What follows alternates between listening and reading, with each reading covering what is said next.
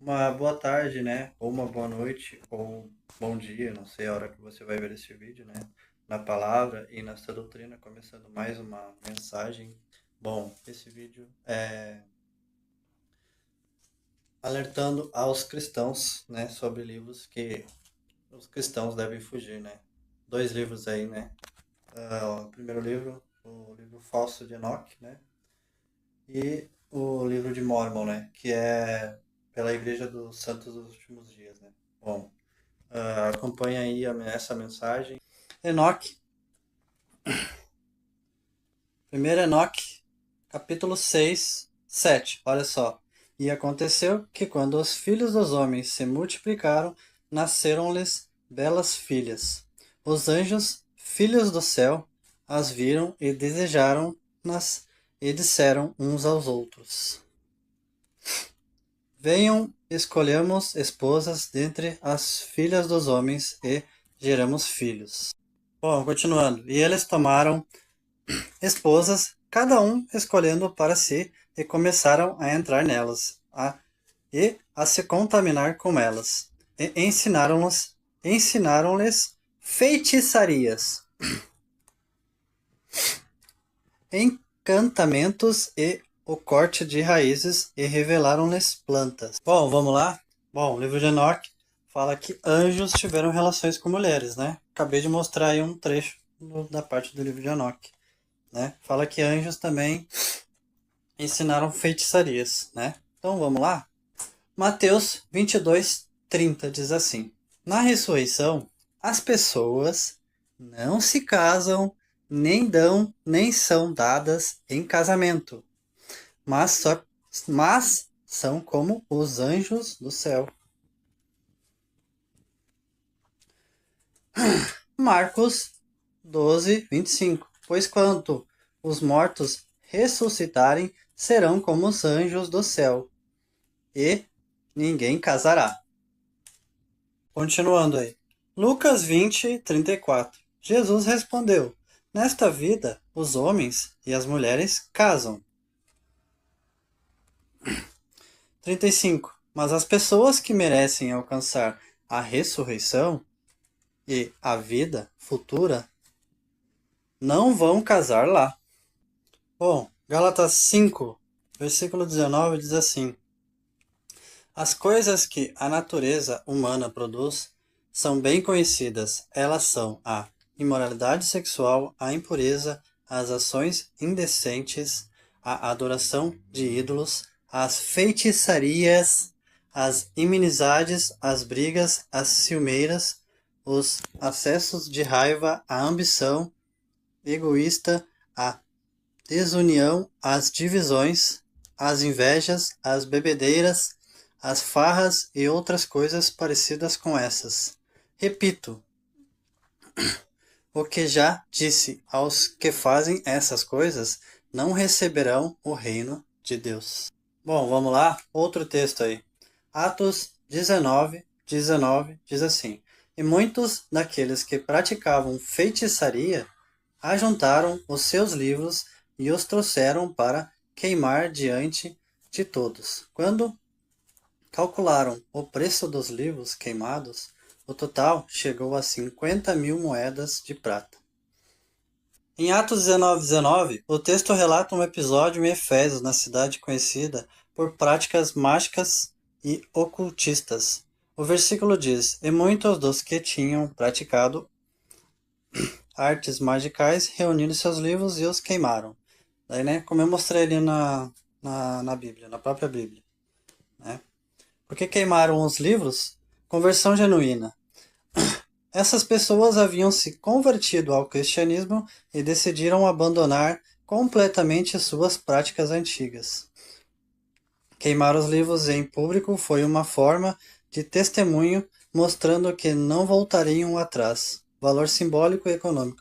O texto destaca que o valor dos livros era altíssimo, cerca de 50.000 dracmas, equivalente a uma fortuna. Isso mostra que a fé em Cristo foi considerada mais preciosa do que qualquer riqueza ou conhecimento oculto.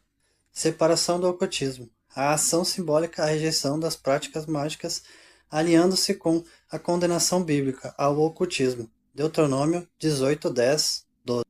Bom, vamos lá abrir a Bíblia aqui, ó. Deuteronômio 18, 10 ao 12, né? Não permitam que se ache alguém no meio de vocês que queime em sacrifício o seu filho ou a sua filha, que pratique adivinhação ou se dedique à magia, ou faça presságios, ou pratique feitiçaria. Tampouco que faça encantamentos, que seja médium, consulte os espíritos ou consulte os mortos. O Senhor detesta quem pratica essas coisas, e é por causa dessas práticas detestáveis que o Senhor, o seu Deus, expulsará aquelas nações da presença de vocês. Bom, vamos lá. Provas arqueológicas. Manuscritos do Qurã, do Mar Morto, descobertas em 1947, incluem 25 fragmentos do livro de Enoque, em aramaico, datados entre o século III a.C. e o século I d.C. Isto mostra que o texto circulava entre os judeus do período do Segundo Templo, mas não na época de Enoque.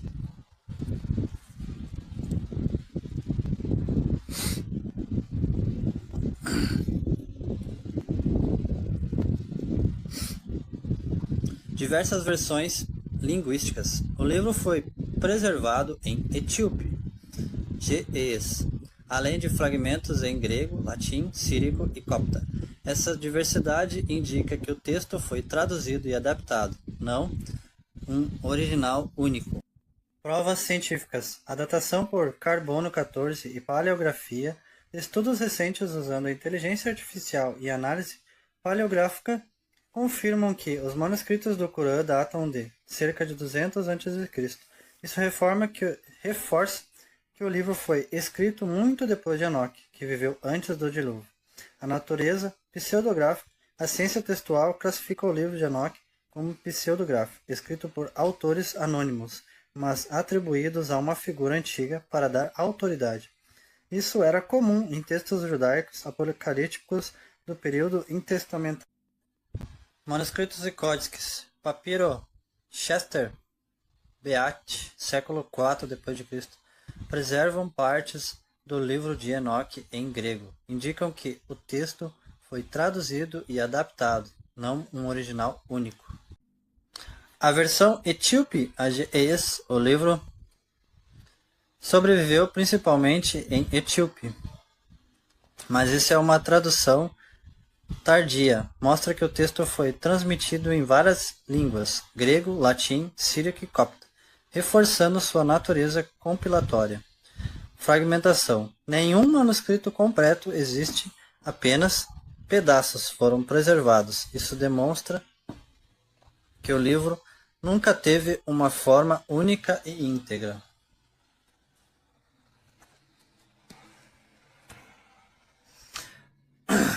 Provas contra a autenticidade do livro de Enoque. A escrita cuneiforme surgiu depois do dilúvio. A escrita cuneiforme, considerada o primeiro sistema de escrita, surgiu por volta de 3.200 anos antes de Cristo na Mesopotâmia.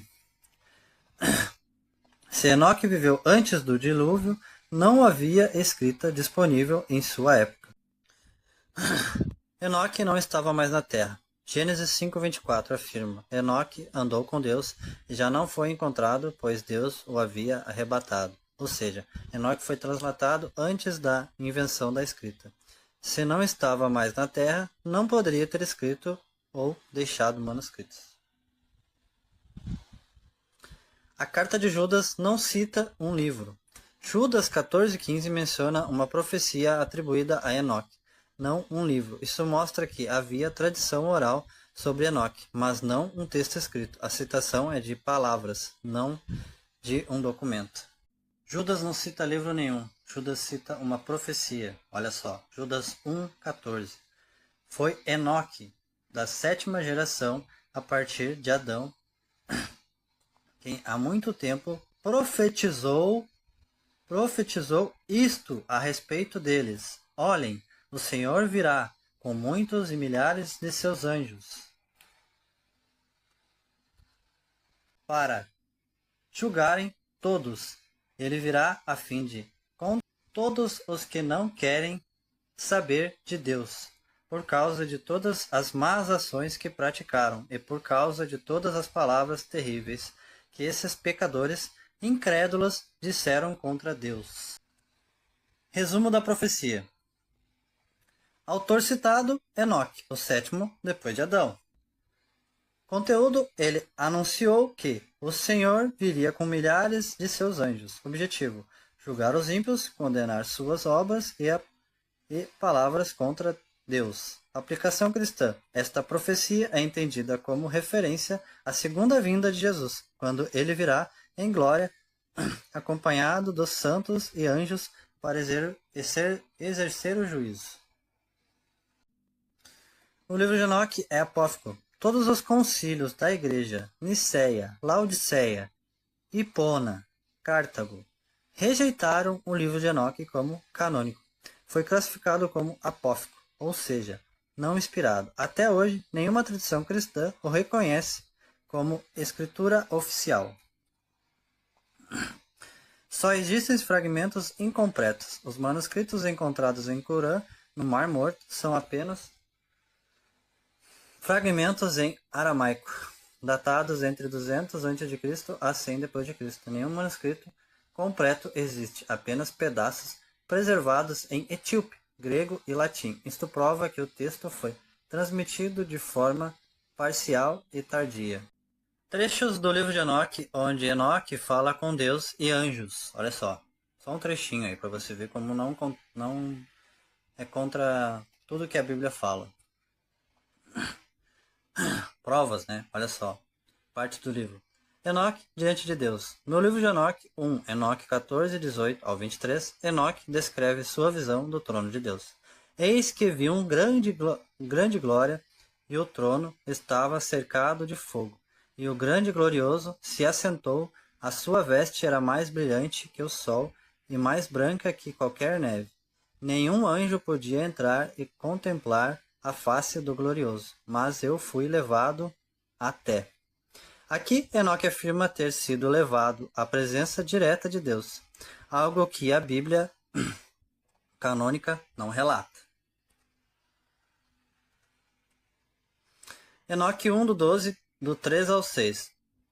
Os anjos pedem a Enoque que intercede por eles diante de Deus, e eles lhe pediram que escrevessem uma petição para que eu levasse ao Altíssimo e que eu intercedesse por eles. Então subi e falei com o Senhor dos céus. Aqui vemos Enoque falando diretamente com Deus em nome dos anjos. Bom, a Bíblia refuta tudo isso. Isso aqui é só uma provinha do que tem no livro de Enoque. O que a Bíblia diz sobre Enoque? Gênesis 5:24. E andou Enoque com Deus, e não foi encontrado, pois Deus o levou. O texto bíblico afirma que Deus levou Enoque, mas não detalha como ou para onde. Não fala explicitamente que ele foi ao céu.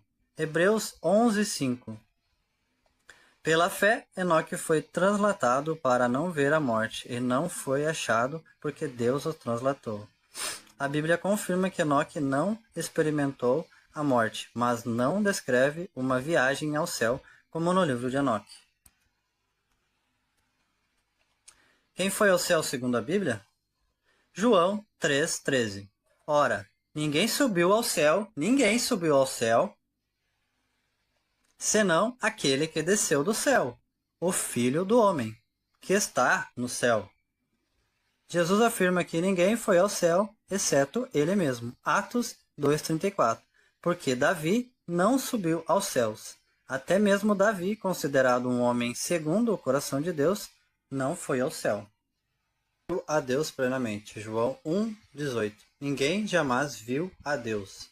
O Filho unigênito que está no seio do Pai, este o revelou. Aqui fica claro, só Jesus revelou a Deus de forma plena.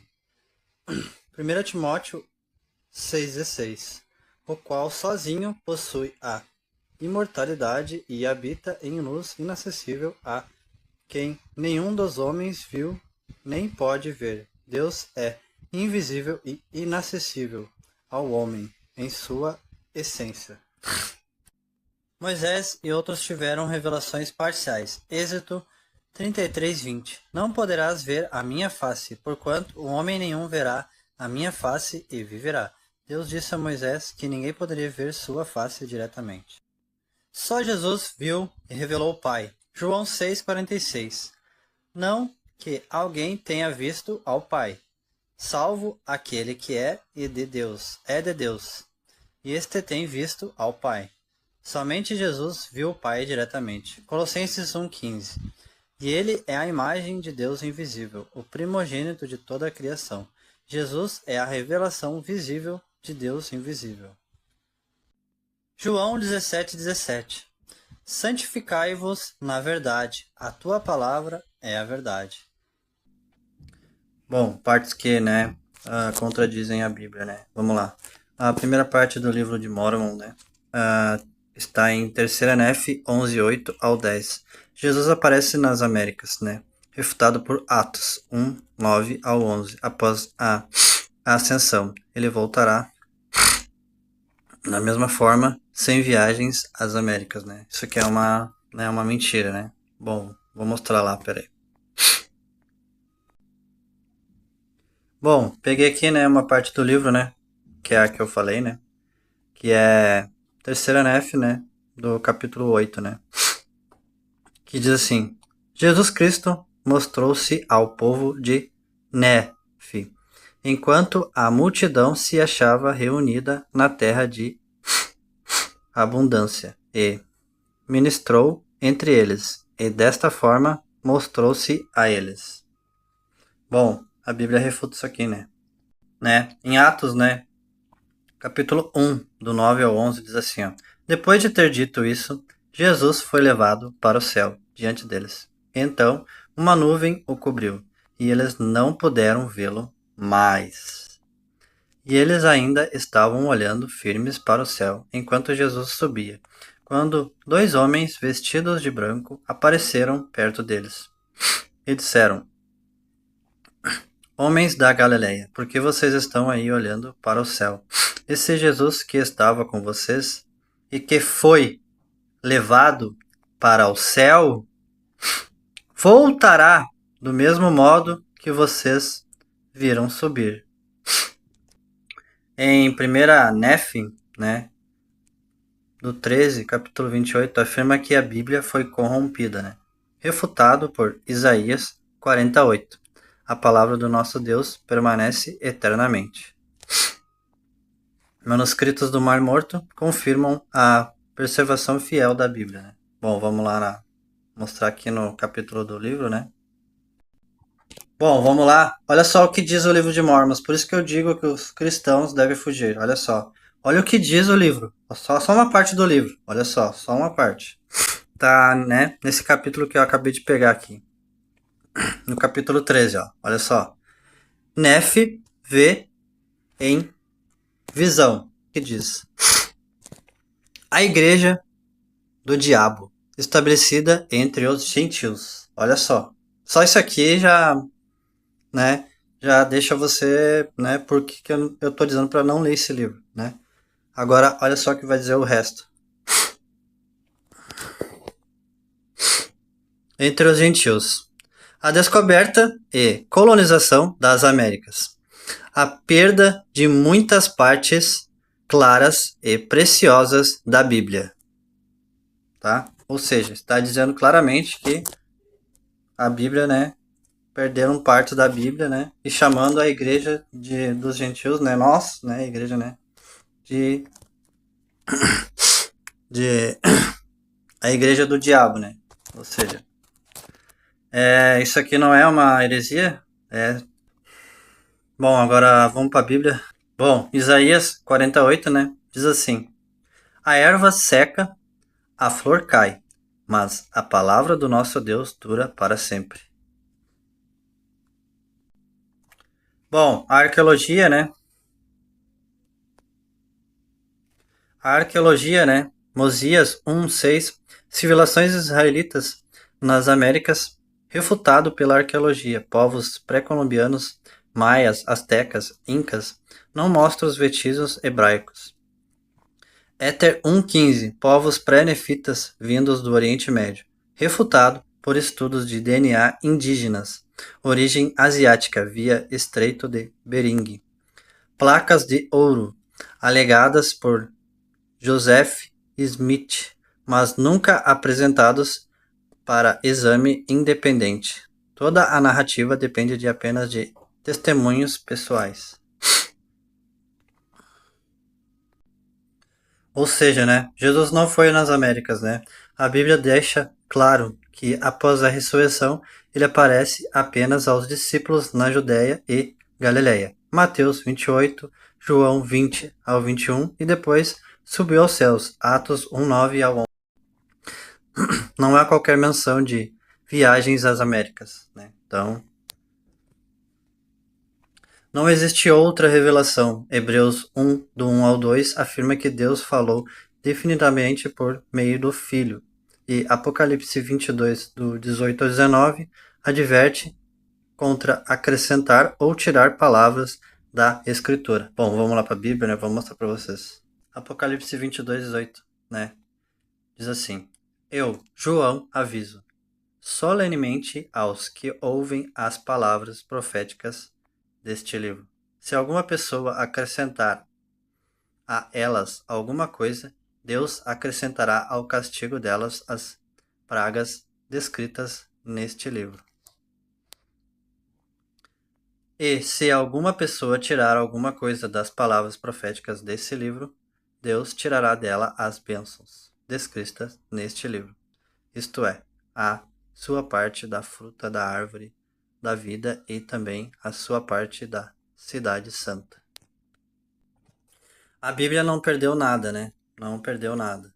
Isaías 48, né? Declara que a palavra de Deus permanece eternamente. A arqueologia, os manuscritos como o do Mar Morto e o Código de Leningrado, o mais antigo e completo da Bíblia hebraica, datado de 1008 depois de Cristo, provam a preservação fiel do texto bíblico. Primeira Nephi, no livro de Mormon, afirma que muitas partes claras e preciosas da Bíblia foram perdidas e chama a igreja dos gentios de igreja do diabo. Isso contradiz diretamente a Bíblia, que garante a preservação da palavra, e também é ofensivo ao chamar a igreja cristã histórica de igreja do diabo. Que essa mensagem permaneça no seu coração e te guie em cada passo.